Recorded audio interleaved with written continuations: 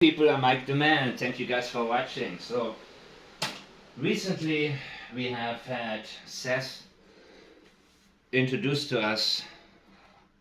Well, let me play you guys something else first that I want to get to right now, right off the back.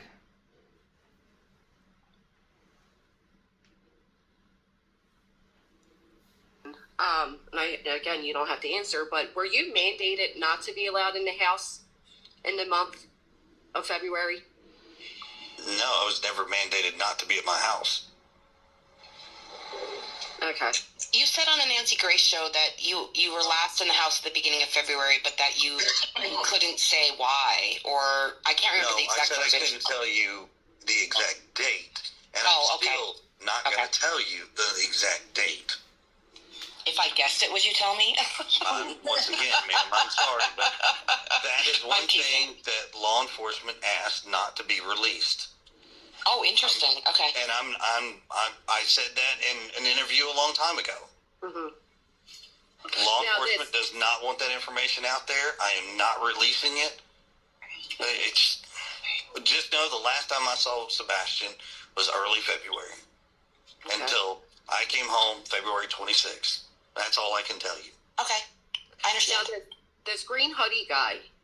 Okay guys, right away you realize something is pretty off about that, right? Again, you don't have to answer, but were you mandated not to be allowed in the house in the month of February? No, I was never mandated not to be at my house. So this is something that gets on the him Nancy Grace show suggesting he wasn't allowed to be at the house. That is a good question for Chris, because he does not like that. He does not like the thought of somebody telling him what to do. He doesn't like the thought of him being looked at somebody who did something wrong. So immediately he gets going. That is a perfect trigger question to somebody who has these narcissistic tendencies, where he simply cannot not answer. Even if it would have been smarter for him from the very beginning to say, okay, where did you hear that? What do you mean? Who said I wasn't allowed to be at the house? Show me this. If you invite me somewhere on a show and you ask me what he would be expected to consider actually a dumb question or a dumb accusation, because there is no basis for it, right? Because I followed the case from the very beginning, and these interviewers are also, well, they do a lot of good things by accident, but most of what they do is just a lot of talking because, and they're not very well prepared, they're not very analytical, even though some of them have, in the very beginning, had better segments than they did later on, when they realized we get more viewers when Chris Proudfoot is actually on our show. If you listen to an early Cluminati podcast, they were all about these parents. There's something wrong with them. How can she not remember what her son had on this morning? And I really, she has this guy on, right, with her, Cluminati, who is kind of like her lapdog, and he's like a little doggy that speaks when she allows him to.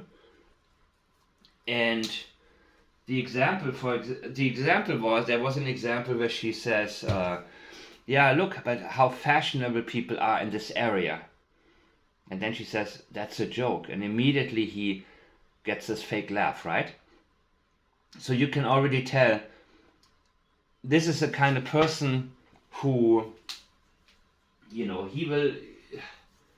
doesn't have any, how can I say this? Any basis. He has no core. He's happy to be on the show with her. He completely accepts her lead because he's just glad to be a part of it. But these are people who abandon their own beliefs and don't have anything to offer. They make a big show out of it. They need somebody like Chris on there and turn it into something that isn't about Sebastian at all. They're going back to the case because they know people are going to watch, argue, spend time on their channel, and so on and so on. But this happened to have been a great question to ask him, were you not allowed to be there? Because Chris Proudfoot, no matter how guilty, doesn't like to admit guilt. When we saw what he said about the CPS reports, he gets very defensive because he cannot accept in his own mind he didn't do anything wrong. No, Sebastian, you're being punished after beating him with the belt. He is very proud of the world he can control. This little world, we had the wrong impression of him in the very beginning because he came off much smarter than he was, simply because he was well coached by Katie, script-wise. She provided the script for him. Later on, people would say, oh, did you hear how he acts on these lives? And yes, because he goes off script, but that is the real Chris Proudfoot. The Chris Proudfoot that has a lot of errors in his writings. The Chris Proudfoot that is very blatantly lies when he says, I cannot talk about this, I cannot talk about that. Turns out nobody told him to do that. And why would somebody have a problem with him saying the exact date, if it was in fact early February that he last saw Sebastian? If that is the case, what does something that would have happened 3 weeks before the disappearance, why would that be so important that law enforcement says you cannot talk about that? Because last February was not when he last saw Sebastian. Exact date. People have a very hard time lying directly. So when somebody wants to know details and in his mind what pops up immediately is the very last time that he actually saw Sebastian, he immediately wants to move away from that. He could have said it was early February. He didn't have to even say February 3rd, 4th, 5th, 6th, 7th. He didn't even have to do that. That would be good enough. The question is, have you seen Sebastian recently before he disappeared? That is what is important for us to know. It's not important what exact day he saw him weeks before he disappeared. That's not essential.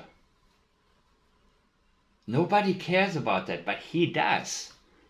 And the question is why. And we have seen so many cases or so many instances where Chris Proudfoot says, I cannot speak about something. I cannot divulge. He uses divulge again and again and again.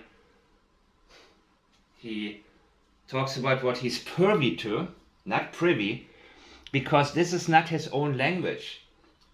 He repeats divulge again and again. When somebody uses very simplistic language, but all of a sudden uses words not everybody knows, and then uses these words again and again and again, that means these are the only so-called smarter words that he actually knows. And the reason is because when this case came about was exactly the time when Katie Proudfoot started to coach him, when she started to script him. And when she scripted him, she used words that he usually doesn't use and probably didn't even know before. And so when it sounds funny to you guys, or weird or out of place, That is the reason why. Many times when somebody says something and it's just awkward or cringy, ask yourself why. Those are the kinds of statements that you want to pinpoint. That's when you want to say, okay, let me look at this sentence again. Actually, let me write it down. Let me write it out and then look at it.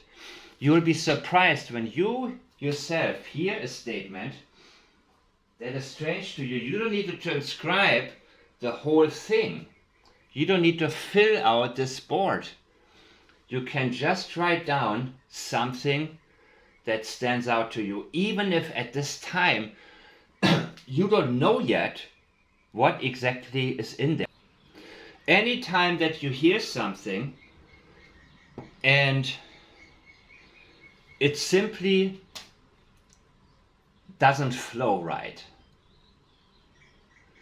which can happen when somebody speaks as he normally speaks from memory, speaks how he feels, speaks in a very simplistic manner, meaning this is a blatant lie to say, I cannot talk about it. This is one of the types of lies a child would tell. And as I've pointed out before, when you look at Chris's statements, you think, how does this guy survive in society? But we have learned, when Seth brought up his mother, Worsham, the claim that Kathy Bowersax's car was seen close to the house on Sunday. He introduces Sunday night, but doesn't talk about the early morning hours of Monday, if her car was seen at 5:30 a.m. He gets loud and yells at Seth, and then he yells at the moderators, who kiss up to him, of course, because they want to keep him on. By the way, some of these people, I listened to a few segments of the early shows when the case first came about, and they were extremely critical of the Proudfoots and their interviews and said, wait a minute, she doesn't know what he had on? That's her job as a mother. And then she says, yeah, we are so fashionable in this area. No, it's a joke. That's a joke. And the guy who was with her was just, ha ha. He starts to laugh because suddenly he feels like he needs to laugh. I mean, these are clowns. These are people who have nothing to offer except, this is what they're doing. They're trying to get cheap rise out of everybody. And that's why they love to have Chris Proudfoot on there. And of course, he recognizes that. And he feels comfortable. But that is actually the best thing in statement analysis. And that church lady also, she pretty much gave him questions and answers already. She done well in terms of letting them talk, and not like Nancy Grace, who would just be like a rookie cop interrogating, trying to make a quick arrest no matter if they're guilty or not.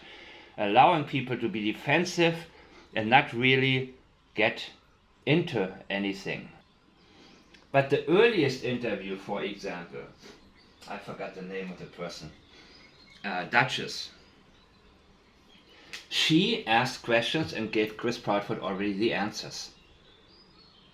And made it very easy for him to simply go with her flow, without having to lie too much directly, or without even having to come up with his own lies.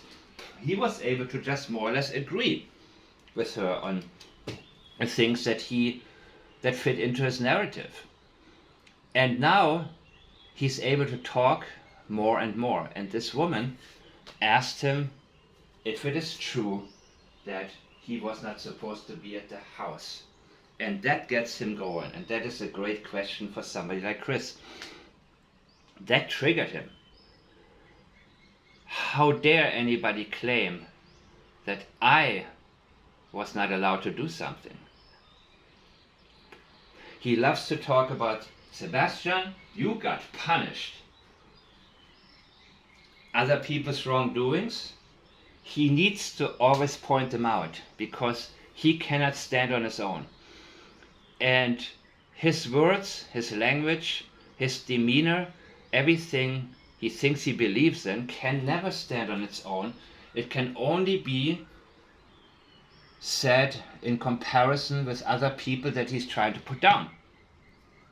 So his pattern has been, Sebastian is known for having accidents at school. He's telling you a million reasons why he thinks you wouldn't like Sebastian.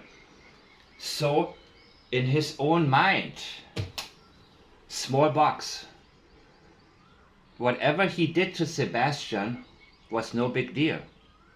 He cannot help but trash Sebastian because he has guilty knowledge. So he needs to put him down, even though it is such a dead giveaway. But he doesn't think that far. He cannot think outside of his little box. He wouldn't understand what I'm talking about, but Katie does. She watches this.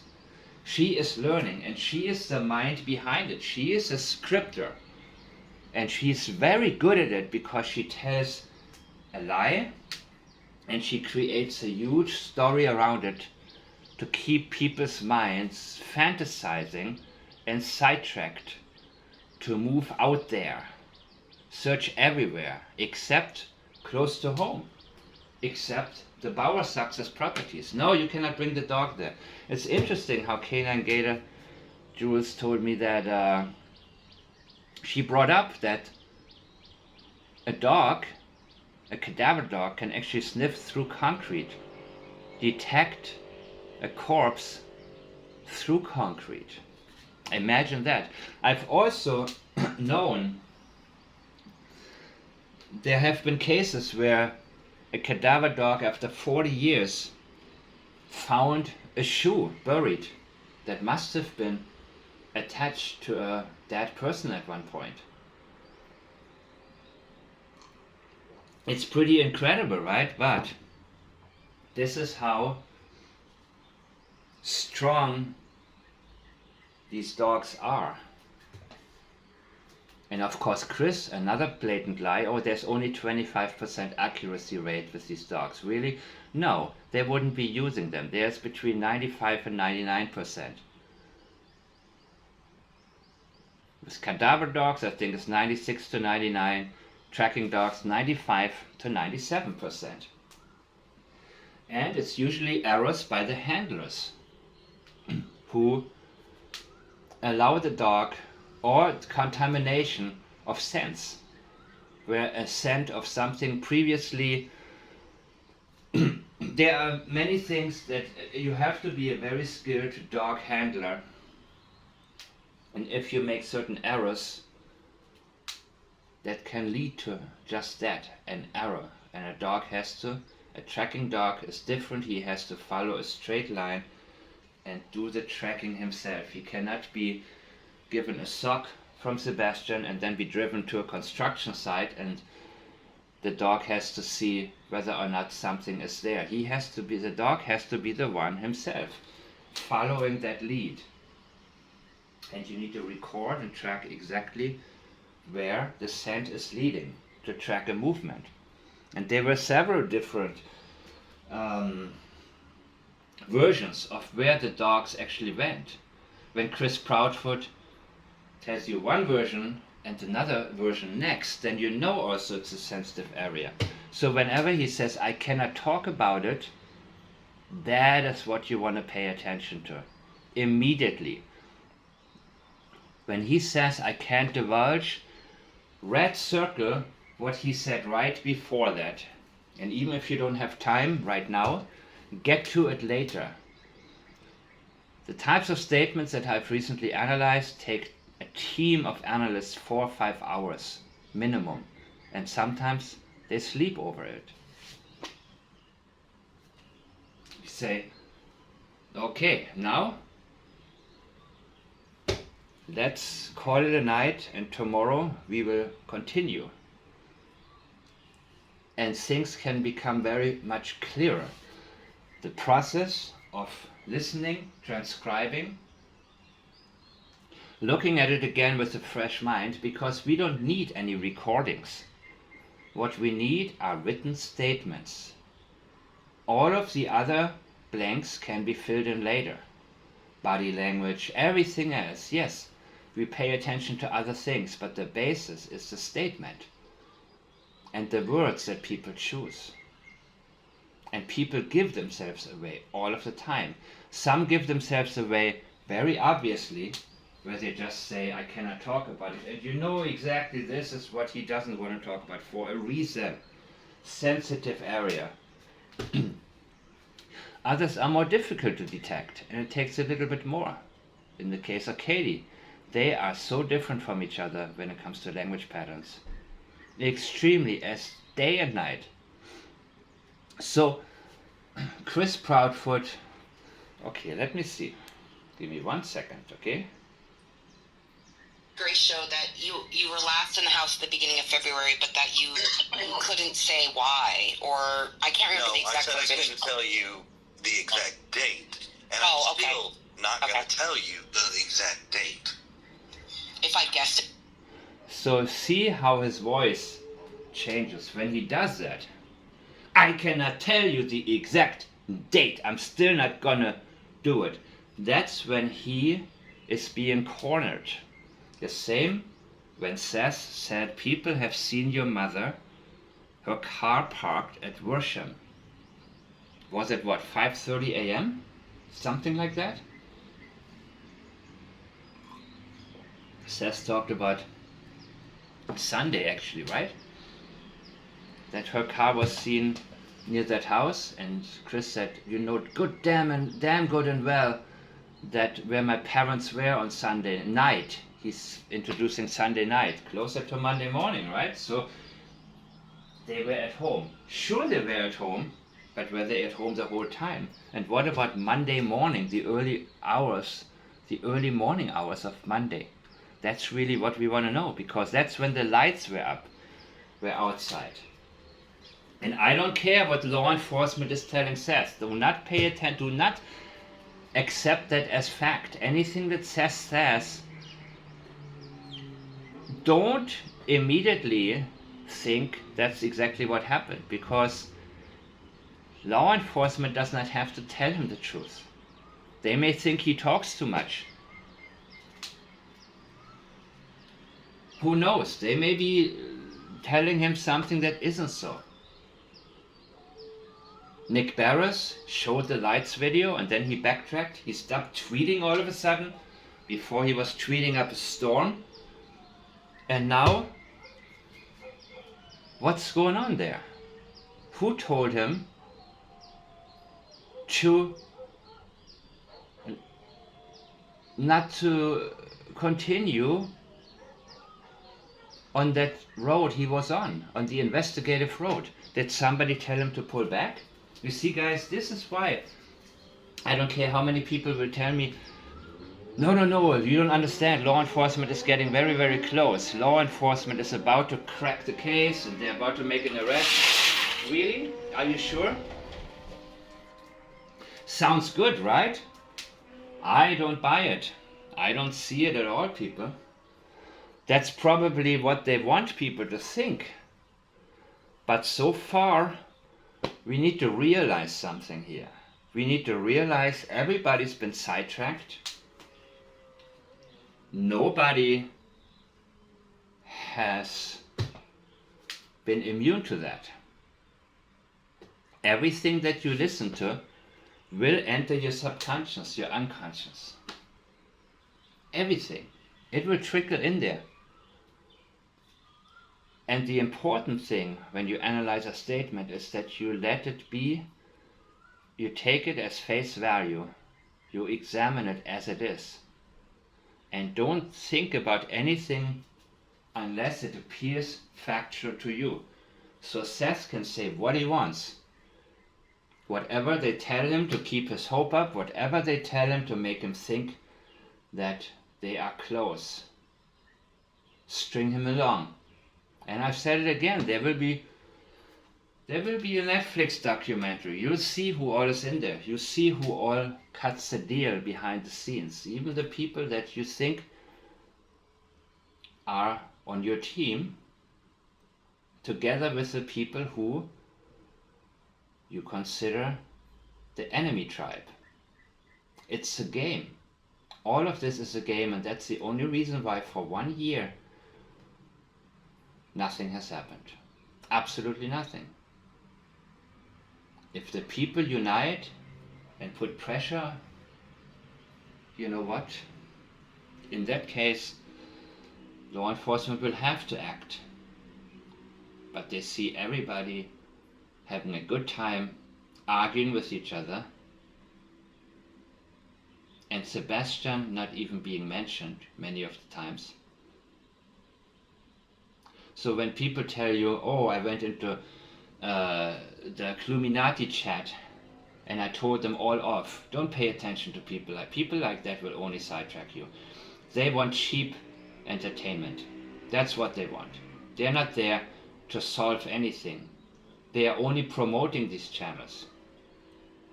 I have analyzed their PI and shown you guys in 2 videos where he actually stands and how deceptive he is.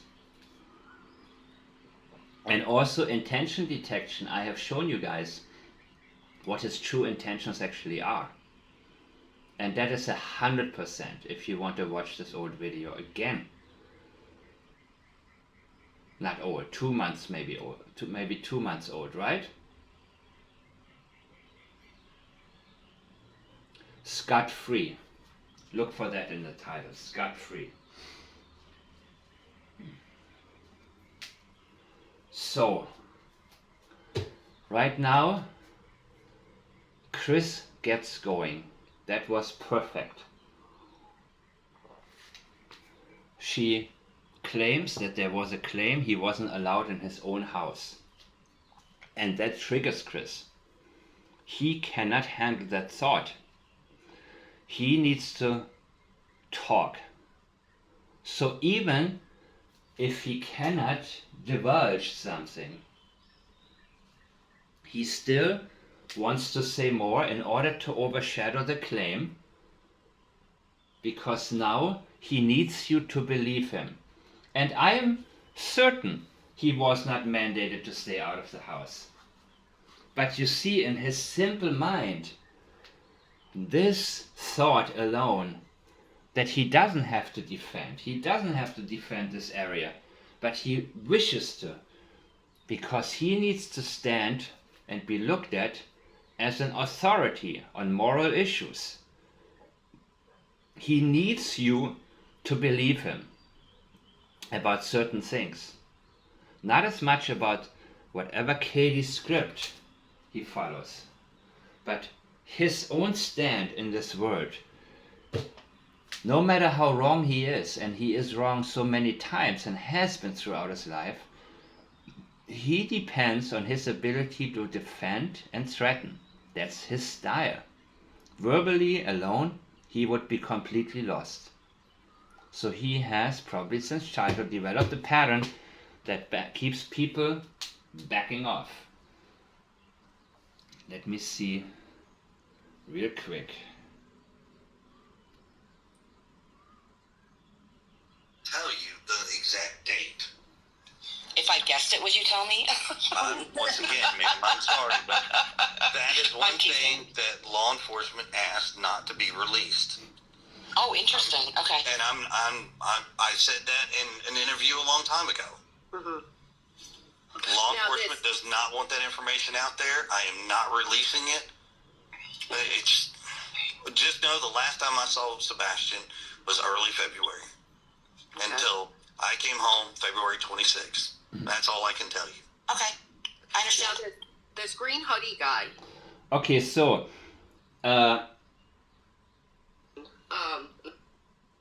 let's hear this again. again, you don't have to answer, but were you mandated not to be allowed in the house in the month of February? No, I was never mandated not to be at my house. Okay.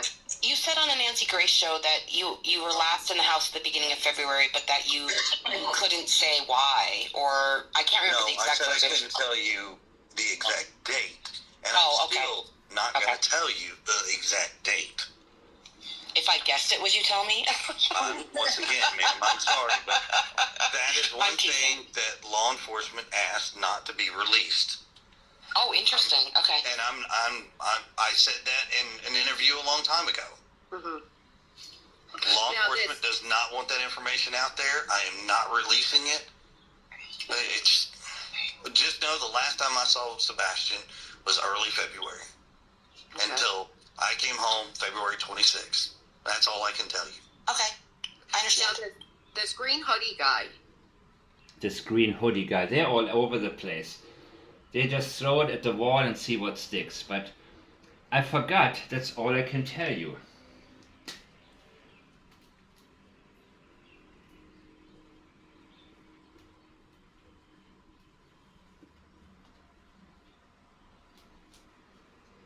All I can tell you, all I can say,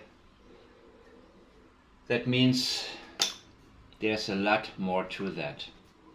And it also means this is an area we need to focus on. We need to zoom into this. Every time Chris Proudfoot says to us, he cannot talk about it, zoom in. And when somebody says, that's all, or next thing I know, they skip something, that's an indication that he skips the important part. And I don't know, actually, the one thought I've been having ever since this case came about and all these lives started, where do they find these people? Seriously. I mean, she claimed, she asked, is it true that you were mandated not to be... I never heard this. How do they come up with this question? I don't know. What was the other one? You said on the Nancy Grace show that you cannot give us the reason why you were at home. I listened to that interview actually, painfully. Nobody said that. So these are the types of people Chris Proudfoot likes. He likes to feel superior, or he likes to feel like he's in a position where he can find something to argue with. And these people are perfect. They're not in any way analytical. They don't even try to do research, right? They don't even try to listen closely and figure something out. They're listening, who knows, they're probably getting drunk while they're listening to Nancy Grace and remember half of it and throw it out there. But that is actually a good style for Chris Proudfoot to open him up. Because if you had somebody more intelligent asking him some things, he would probably clam up. He would probably not say much. Even though Nancy Grace's style of interviewing was horrible in terms of not producing good statements, because again she acted like a rookie cop or a rookie prosecutor who just throws things out there accusatory, meaning she made valid accusations, but she also made many invalid accusations simply because she was playing to the public, who of course thinks Chris Proudfoot and Katie Proudfoot have something to hide. They don't know what they're hiding, and they definitely don't know after that show. But here we realize what keeps Chris Proudfoot talking. He needs to feel either superior or equal to you in order to talk to you. Even Seth, I don't think he feels superior to him necessarily, but when Seth has facts or heard something, and he did the right thing, don't just rely on law enforcement to tell you what is and what isn't. If somebody tells you, I saw Kathy Bowersox's car on Worsham, that's a very specific thing. Not at the house, not directly, but I saw her car close by. That is when his feeling of superiority, he doesn't feel inferior to him. Let me say it like this. Suddenly, this sense of superiority gets rattled because all of a sudden Seth has something that he's unable to combat, and he starts yelling at him. So his style is very obvious here. So now Chris wants to get into the last time that he saw Sebastian. He needs to say something because he's so offended that somebody could make this. And again, these guys, you know, they're not strategizing, but they actually hit the right spot with this one. They get him going. Now he wants to give you something, even though his mind is telling him, or something, a little voice inside is saying, Chris, shut up. He can't shut up because he needs to completely dismiss anything having to do with him being seen as a wrongdoer. He cannot accept that possibility. Again, you don't have to answer, but were you mandated not to be allowed in the house in the month of February? No, I was never mandated not to be at my house. Okay. You said on the Nancy Grace show that you were last in the house at the beginning of February, but that you couldn't say why, or I can't remember the exact I verbiage. couldn't tell you the exact date, and Oh, I'm okay. still not going to tell you the exact date. If I guessed it, would you tell me?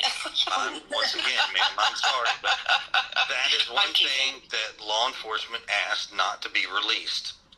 Oh, interesting. Okay. And I said that in an interview a long time ago. Mm-hmm. Law enforcement does not want that information out there. I am not releasing it. It's just know the last time I saw Sebastian was early February. Okay. Until I came home February 26th. That's all I can tell you. Okay. I Now, understand. this green hoodie guy, So,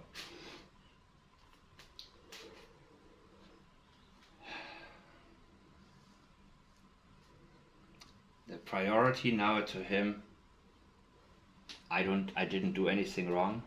Nobody thinks I did anything wrong. That's the claim. Why would they kick me out of the house? I didn't do anything wrong. I've said it before. When somebody is abusive to this point, to this extent, where he beats Sebastian with a belt, I've said it before. A lot of these people, Chris Watts, Brian Laundrie, if they live up to their mother's expectations, they don't care what anybody else thinks. Brian Laundrie felt like he had a right to beat Gabby. Nothing held him back from killing her. His mother even said, I will help you bury a corpse. And his mother hated Gabby. This has a strong impact on some sons who are not necessarily able to make up their own minds. But if in the back of their mind there's any type of thought like my mommy would be okay with that, they will defend the worst and the wrongest things against the whole world. My mommy would be okay with that. Again, I don't know what Cindy Watts said about Chris Watts. There was tension between her and Shanann. Allegedly, in my opinion, that had an impact, because you can not get along with somebody, you can have arguments with your girlfriend or boyfriend, but when it gets to the point where you are always right and dismiss anything your partner says, because in the back of your mind there's your mommy saying, this girl is always wrong, this girl is wrong, you're too good for her. That's another very dangerous type of attitude to portray upon a son who's already unstable. You're too good for her. When it's quite the opposite, actually, as we later find out. But you ask yourself how somebody like Chris can proudly sit there after everything he has done to Sebastian and defend his position and get offended by the thought that he cannot be in his own house. That is something to him that is absolutely unbearable. What? Me? Me? Me? No. This is so good. You see, this is one thing that I wouldn't be able to just, I mean, I would be able to, but, I wouldn't make these types of mistakes. Just, I heard this, I heard that, and it's complete nonsense, but that's the level Chris is on. They speak to him on his level. And it works brilliantly. Now, he has to get into it. He wants to get into it. He has to give them something to say, listen, you guys are so wrong. And again, I said, the way Kathy Bowersox talks about Sebastian indicates hatred, not only towards Sebastian, but him and his father Seth.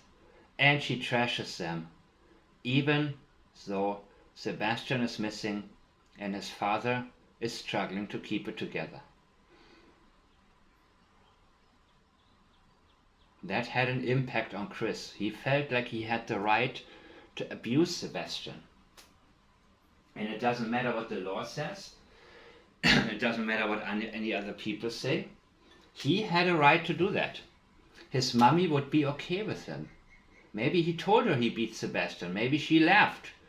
We don't know, but imagine what these people are saying in public. Imagine how they talk to each other. How they talked about Sebastian to each other. Chris felt he dehumanizes him to this day. He felt he had the right to do whatever he wanted in my house. He was able to do to Sebastian whatever he wanted if Sebastian annoyed him. Well, he has a problem with personal space. Okay, so you can just whack him?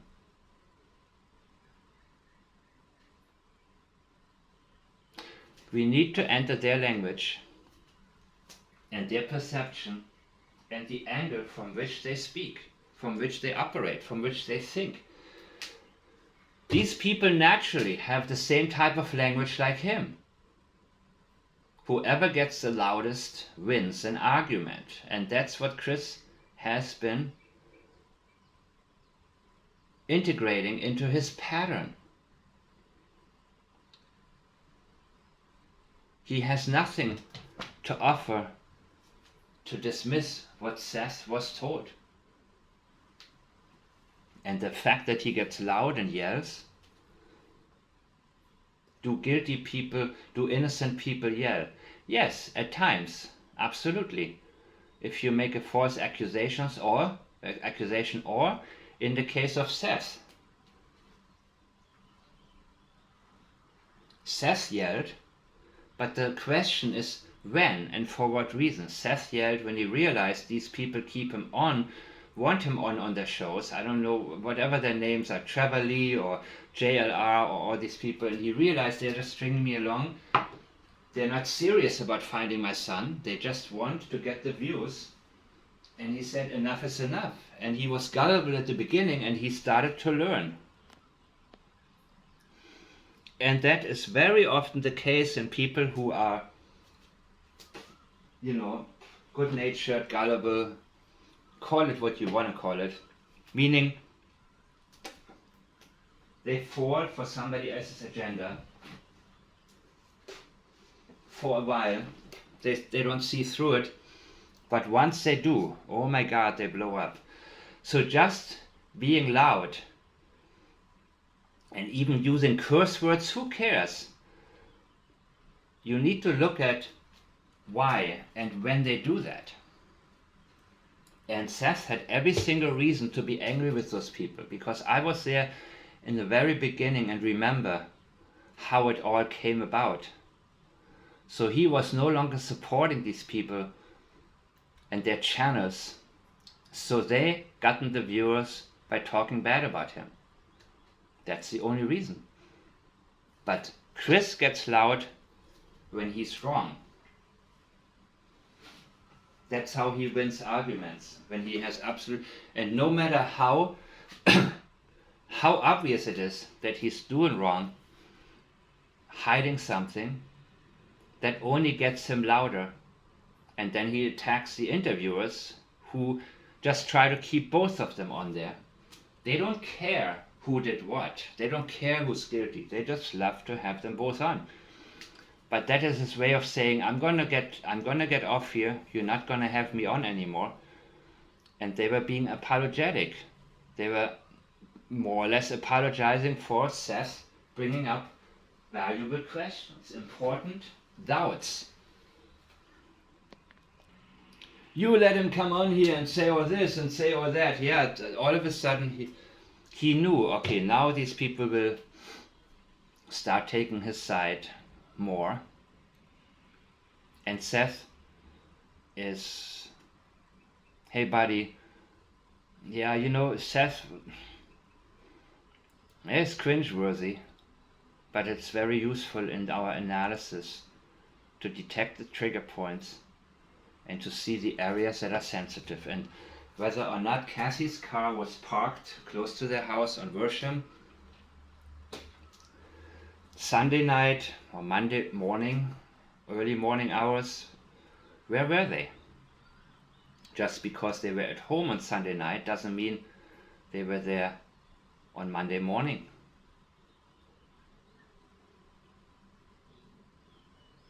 Right? Listen to the language. Be very exact, people. So now he gets to this beautiful part. He says, the last time I saw Sebastian was. Good. That's a good start. I saw Sebastian. The last time. Now the emphasis is on the last time.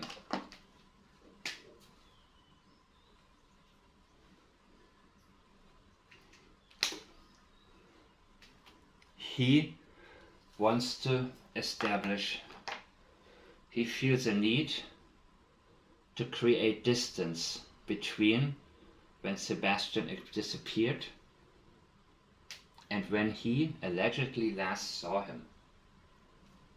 So he says, the last time I saw Sebastian was early February. He creates a 3-week distance here with that.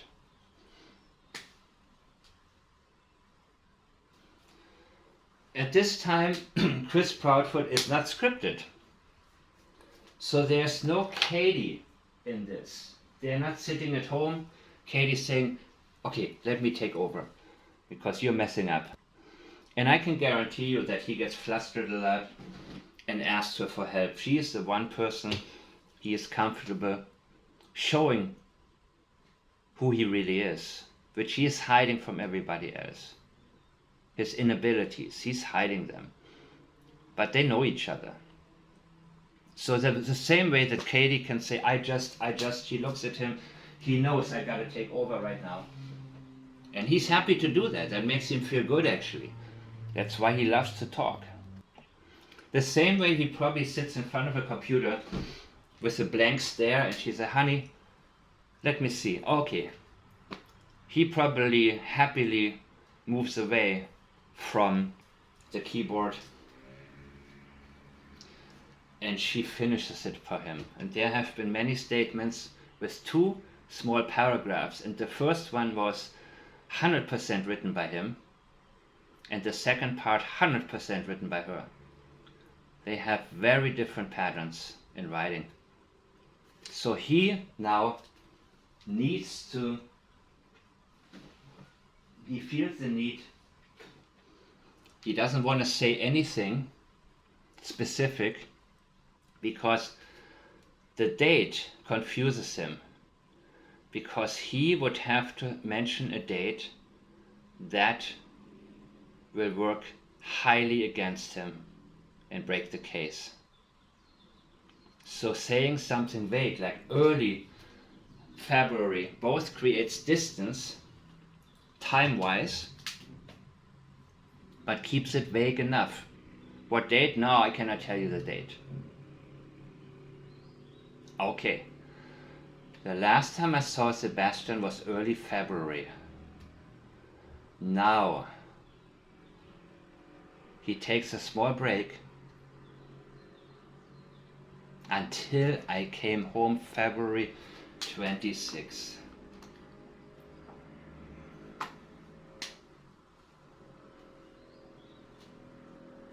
He couldn't have seen him around the time when Sebastian was reported missing. He had to drive down there, but was he there at night? He would have had time to come down there from Memphis and drive back. And the time that you saw the lights, no matter who backtracked from it, and again, we can rely on facts. We cannot assume that law enforcement and the media tell us the facts at all times. Facts are facts no matter who reports them and no matter who omits them. And we need to stay stuck to these facts and not get caught up in rumors and discussions and arguments about things that may or may not be factual. That holds us back. That keeps us from getting to the truth. The last time I saw Sebastian was early February, and now something enters his mind, and that comes from experiential memory. He practiced this one. The last time I saw Sebastian was early February. That is scripted. That is a memory of a script that he has recited many, many times until I came home February 26th. You see, people want to tell you the truth actually. We have a need to tell the truth because it frees you. Especially somebody like Chris, who in his own mind hasn't done anything wrong, who in his mom's mind hasn't done anything wrong. And there are many other allegations that they've done that, you know, it's not about right or wrong. It's about them covering each other's tracks. No matter what. No matter what. Those people exist. Like Roberta Laundrie. I will bury a body for you, she says to her son. Not listen. You're not getting along with Gabby, just take a break. You need to give her space, let her do her YouTube channel. She only managed to get one video up, right? I haven't seen it actually yet, but it's gonna be... I don't know, I have a problem sometimes with the cringy part, knowing what happened. You know what I mean? When somebody presents themselves as happy-go-lucky, and deep inside I know exactly how horrible the tension was behind it. It's for me something that really distracts me. It keeps my flow, it interrupts my flow, and what as I've said, one thing you have to do in statement analysis in order to get to the right statements, keep your intuition pure. Listen to the positives in terms of significance. Statements that are significant. When you already know here's a lie, okay, look for what happened. We don't always know what the truth is. It's much easier to tell something is wrong here, but let's see what actually happened. And this is a prime example. The last time I saw Sebastian was early February. That's your script. But now he is also upset and says, dang, at this moment, because he's upset, he cares less about following the script. He needs to talk. He needs to have the last word.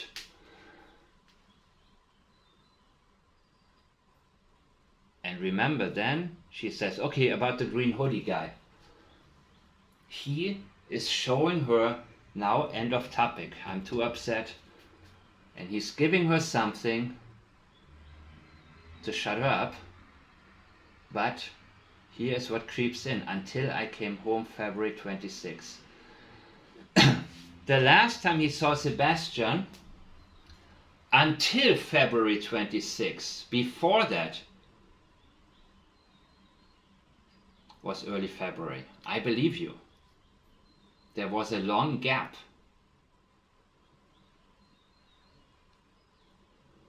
The last time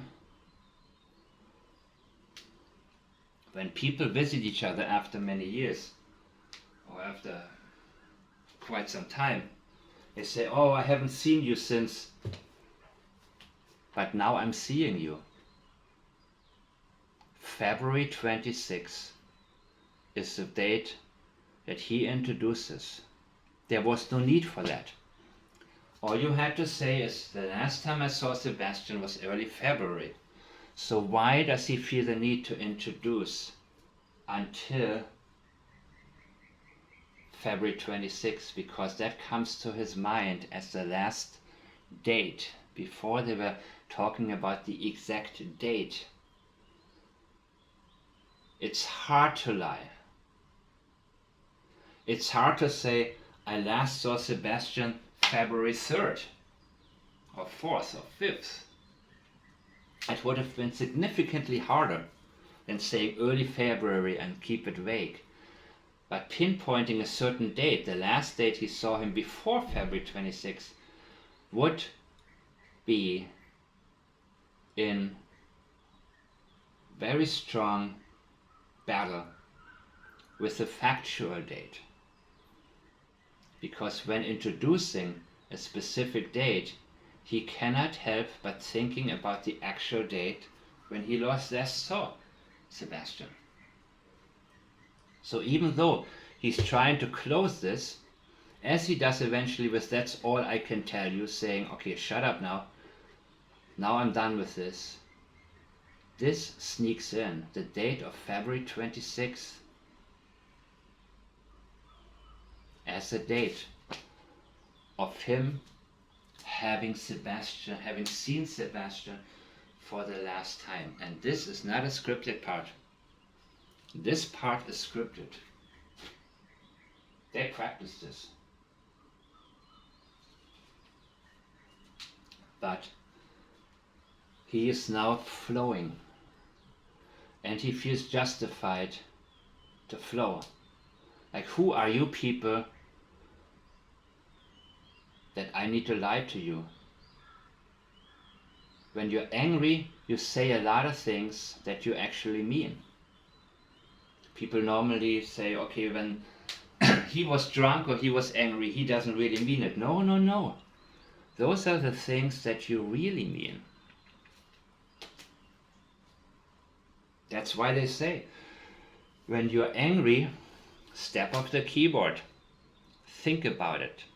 Think about what you want to say or need to say, or otherwise you will create a new pattern or continue the pattern of where you need to stay in the defensive at all times. He cannot blatantly lie.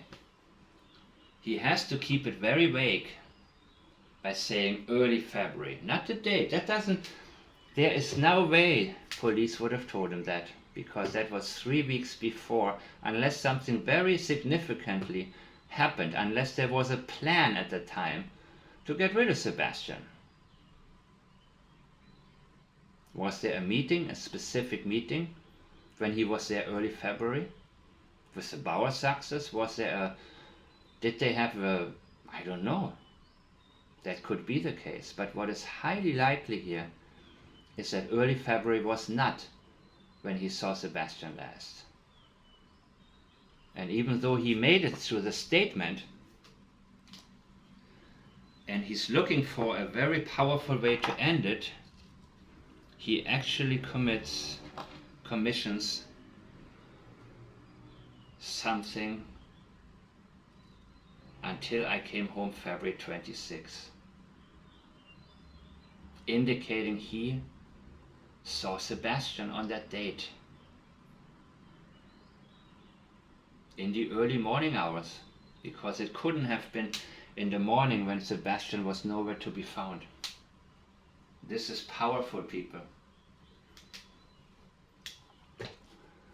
even though I don't expect law enforcement to get anywhere anytime soon, it is important that we focus on these statements and to share what we are learning, because there are plenty of people who are interested and they get sidetracked by channels using Sebastian's name, keeping people arguing.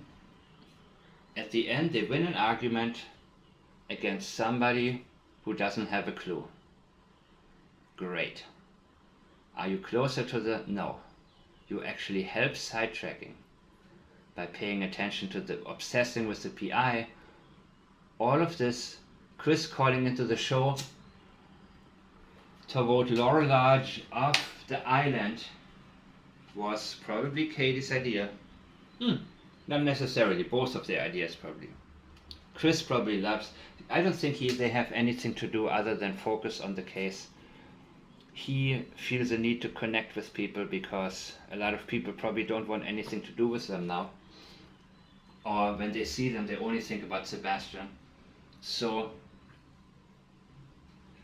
it was also interesting that the day, was it the day after or shortly after he was reported missing, they were seen going out to eat calmly together.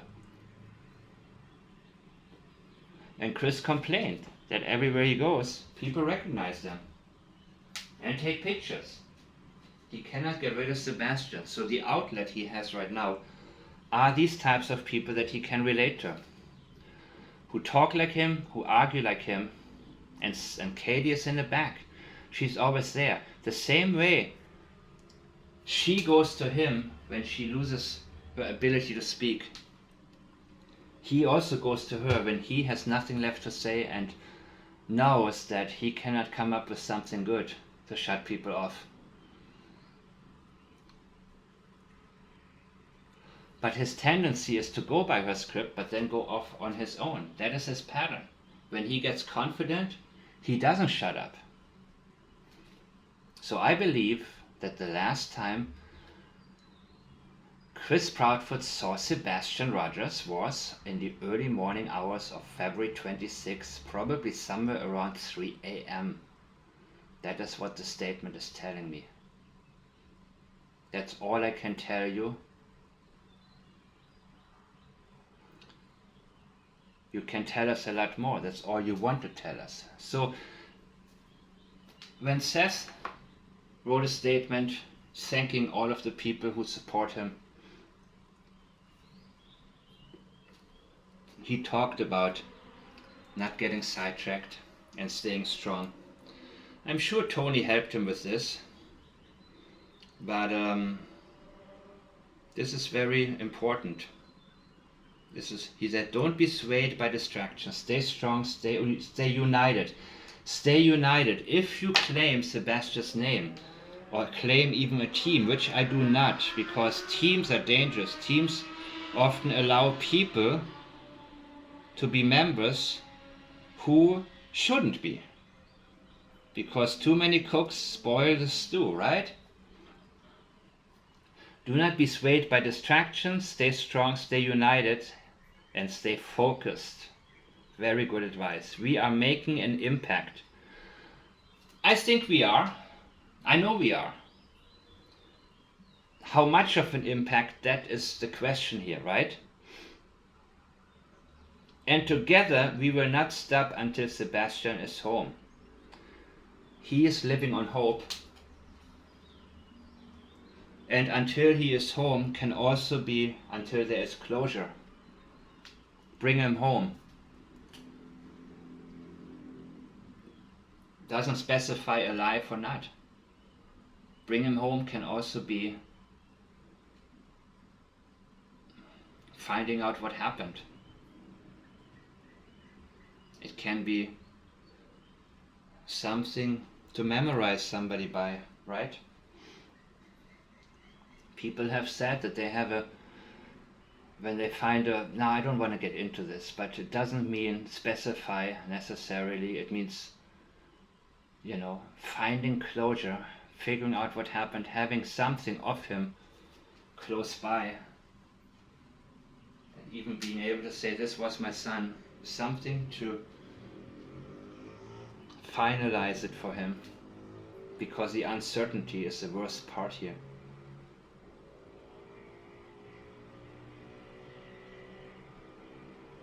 So my focus remains where it has always been. I agree, on finding Sebastian and seeking justice. The priority is what is expected of the father who's innocent of a child that is missing.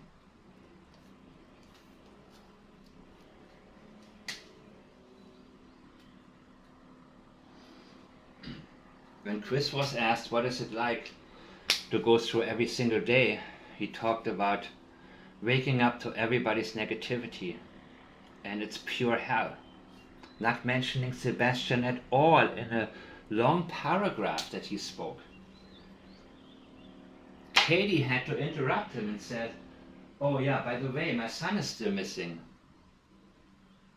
He gone off. He can only see himself. How he feels, what his life is like. He had no ability, no empathy with Sebastian at all. He only saw him as somebody who's in the way. He didn't see him as a human being, people. He only knew he wanted to get rid of him. It's interesting also how early on they were asked if they were asked by police to stay home in case he comes back. And before they went to Mississippi, Chris also already said, you know, law enforcement, we are doing everything, we are working with law enforcement. He didn't answer the question. They were already planning to get out of town. And he's not the type like Katie who would probably tell a story and sidetrack away from it and not divulge all of this, anything. Katie Proudfoot is terrified of being found out. And sociopaths are terrified of being found out, because when their pattern is found out, other people will realize that everything they say should be put into question. And Chris is the complete opposite. He will tell you blatant lies. And when you catch him in a lie, he starts yelling. That is why it's so important to pinpoint any areas where he either says he cannot talk about it, or he starts yelling. And yes, people who are innocent do get loud. But the question is, why and in which cases? And in the case of Chris Proudfoot, he gets loud when he wants to shut people up. And the last thing for me to mention now is the priority is finding Sebastian, and the second one is seeking justice. That means that Seth already knows there was a criminal action causing this. And I use the term know because he suspects it at least so strongly that it finds its way into this statement that he wants to find his son. That's the only thing he wants right now. But anger builds more and more, and it will build more and more against the people who did this to his son. As hope fades and reality kicks in, his mind on seeking justice will start taking over. Because when he finds out what happened, and it's not being able to bring Sebastian home alive, seeking justice will be the only thing that's left to do for him. And he's getting himself ready for that.